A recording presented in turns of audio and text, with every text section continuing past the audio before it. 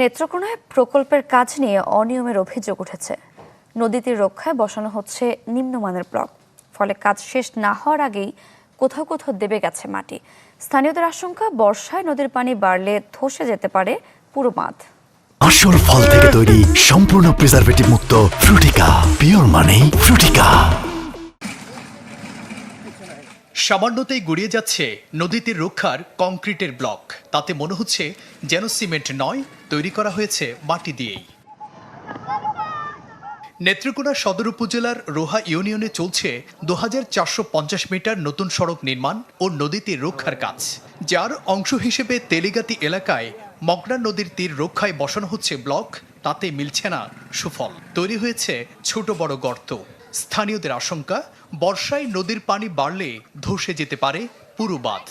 যে ব্লকে আপনার যে বালু দেওয়ার কথা, যে পাথর দেওয়ার কথা, এটা দিচ্ছে না।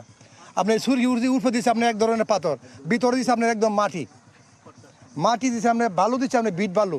গর্ত হয়ে গেছে, ওইদিকে ভেঙে গেছে, একদম মানে নিম্নমানের কাজ হয়েছে, যেগুলো আমরা এখান থেকে পরিত্রাণ চাই। এখনো কাজ শেষ হয় নাই, 2 মাস হয়েছে এই দিক দিয়ে করে গেছে।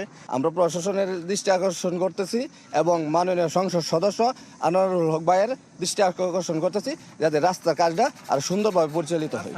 অভিযোগ, অনিয়মের প্রতিবাদ করায় এরই মধ্যে কাজ বন্ধ করে দিয়েছে ঠিকাদারি প্রতিষ্ঠান। এদিকে নিম্নমানের ব্লক বসানোর কথা স্বীকার করেছে এলজিইডি, যদিও এর পেছনে কিছু ব্যাখ্যা দিয়েছেন সংস্থাটির এই কর্মকর্তা। ওইখানে সামহাও প্রায় 200-300 ব্লক চুরি হয়। চুরি হওয়ার পরে ঠিকাদার এই 200-300 ব্লক সে বাহির থেকে নিয়ে আসে কেরিং করে, কিন্তু যখন আমাদের সামনে পড়ে যে ব্লকগুলা নিম্নমানের, স্থানীয় লোকজন এবং আমাদের অফিসের লোকজন ওগুলো এমনিতেই কিছু ভেঙে ফেলে, আর কিছু ওই দিনই সরানোর জন্য বলা হয় এবং অলরেডি সে ওই 200-300 ব্লক সরাই ফেলছে।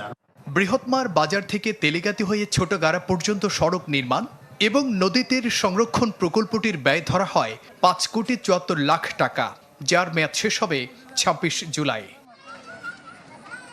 Desk report, channel 24।